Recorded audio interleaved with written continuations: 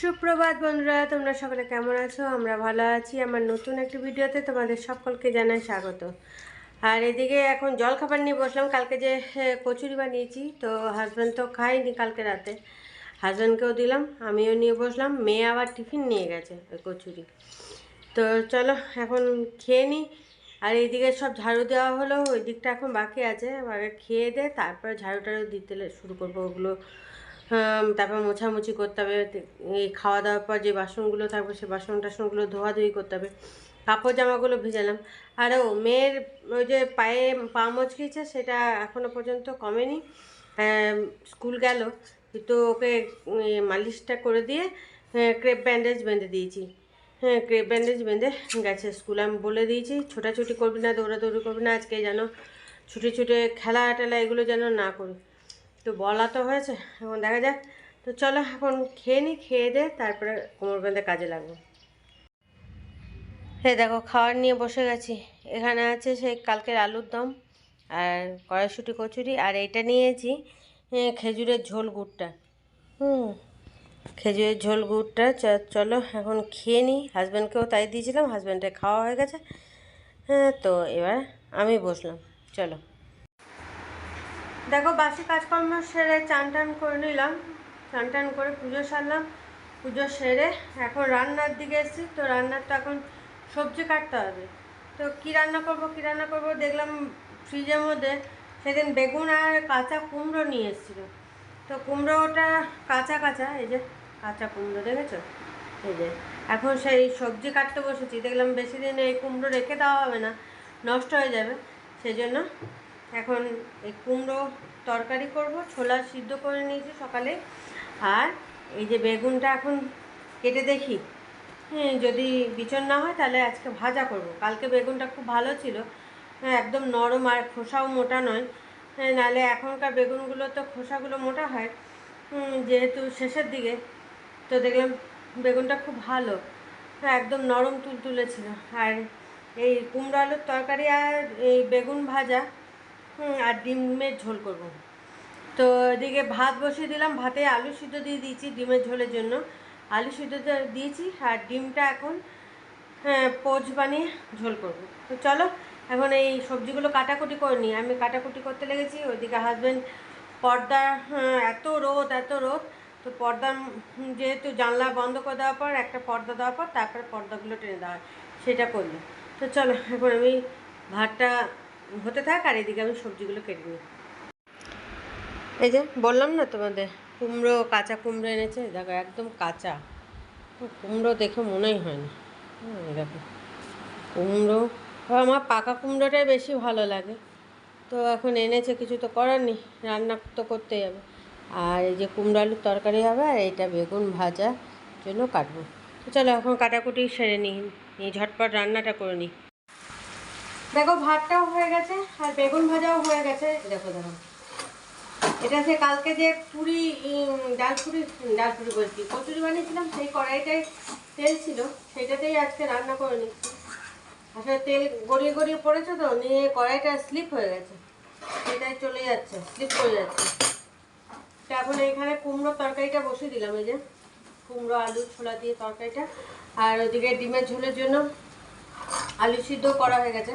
আর এদিকে দেখেছো চান টান করে আর চুল আঁচড়ানো হয়নি, সে সকালে আঁচড়িয়েছি, তো আর চুল আঁচড়ানো হয়নি, চুলে জল দিয়েছি, তো সেই অবস্থায় রয়ে গেছে।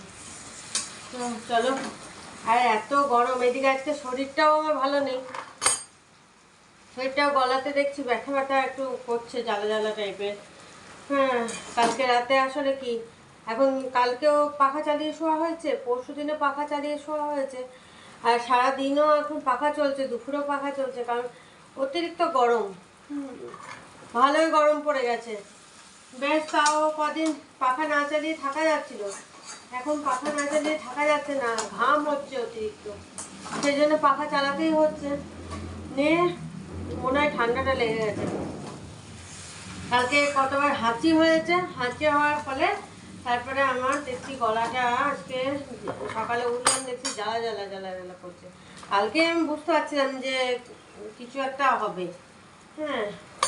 এত হাঁচি যখন হচ্ছে তখন গলা টলা ব্যথা শুরু হয়ে যাবে। হ্যাঁ, সেই জন্য শরীরটাও ভালো লাগছে না, আর হাতে পায়ে অতিরিক্ত ব্যথা বেড়ে গেছে।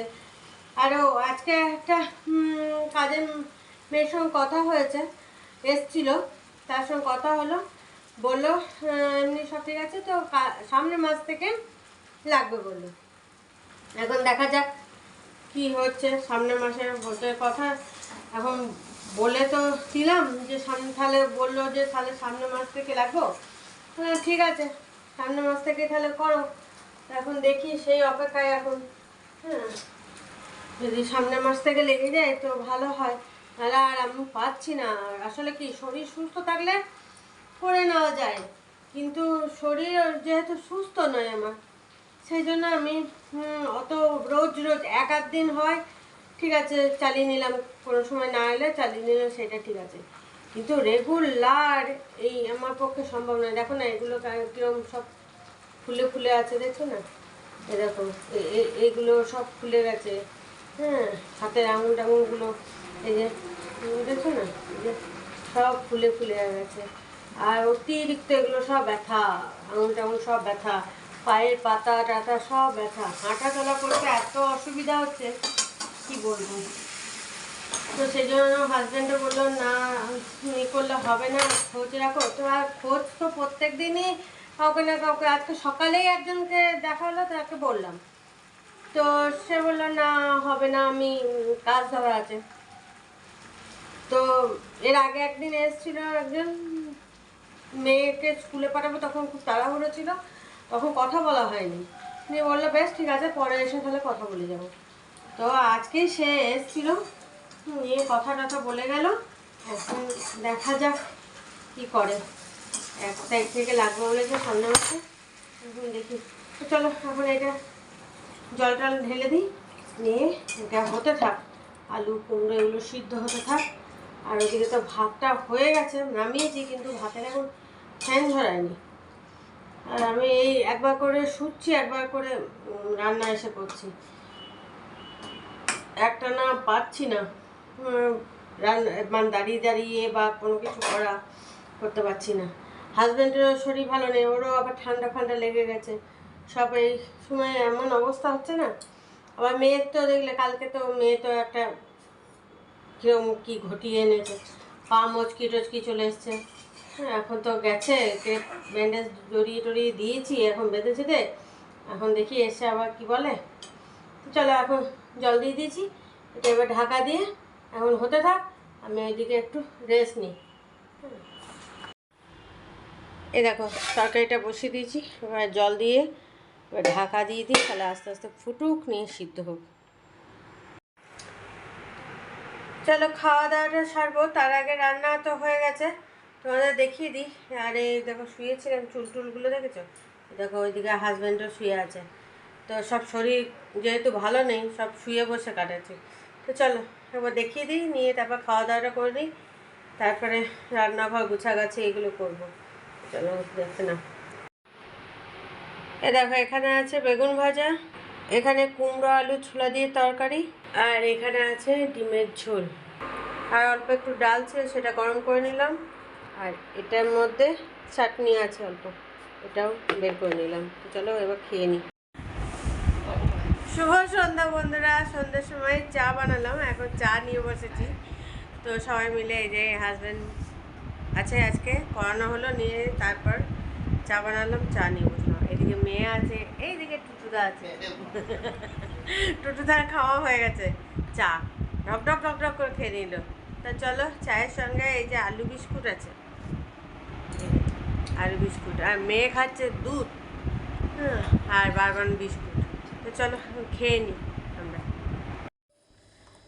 রাতের খাবারটা কোনো রকমে বানানো হলো, শরীরটা খুবই খারাপ লাগছে, তো রুটি বানালাম, আর কুমড়ো আলুর তরকারি ছিল, আর মিষ্টি, এই দিয়ে সবাই খেতে বসে গেছি। এই দেখো এদিকে মেয়ে খাচ্ছে, ওইদিকে হাজব্যান্ডকে দিয়ে দিয়েছি, তো সবাই মিলে বসে গেছি।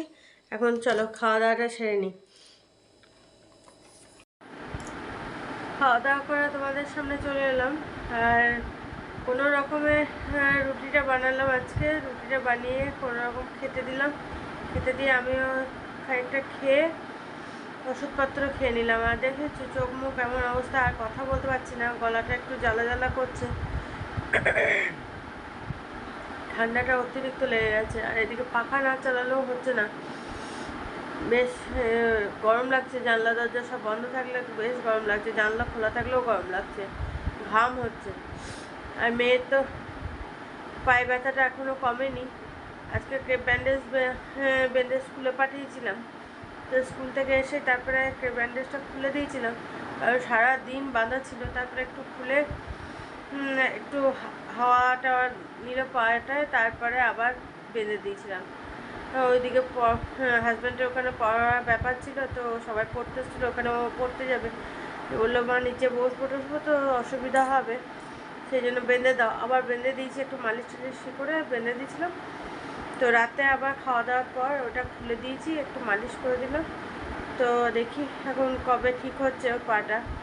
আর এদিকে অতিরিক্ত আমারও হাতে পায়ে এত ব্যথা শুরু হয়েছে, এদিকে ঠান্ডাও লেগেছে, গলায়ও ব্যথা জ্বালা জ্বালা করছে, আবার এদিকে এত হাতে পায়ে ব্যথা হচ্ছে সে কি বলবো তোমাদের, অতিরিক্ত হাতে পায়ে ব্যথা হচ্ছে। আমি যে হেঁটে কোনো কাজ করব বা হাত দিয়ে কোনো কাজ করব, কিচ্ছু করতে পারছি না।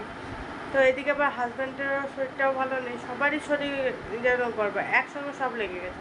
মেয়ের ওইদিকে পাটা হয়েছে, আমার এদিকে ঠান্ডাও লেগেছে, আবার হাতে পায়ে ব্যথাও শুরু হয়ে গেছে, অতিরিক্ত ব্যথাটা। আবার হাজব্যান্ডেরও ঠান্ডা লেগেছে, শরীরটাও ভালো নেই, সবারই শরীর খারাপ। কিন্তু শরীর খারাপের মধ্যেও তো কাজকর্মগুলো সব করতে হচ্ছে, সব কাজকর্ম করা, রান্না করা, এগুলো করতেই হচ্ছে।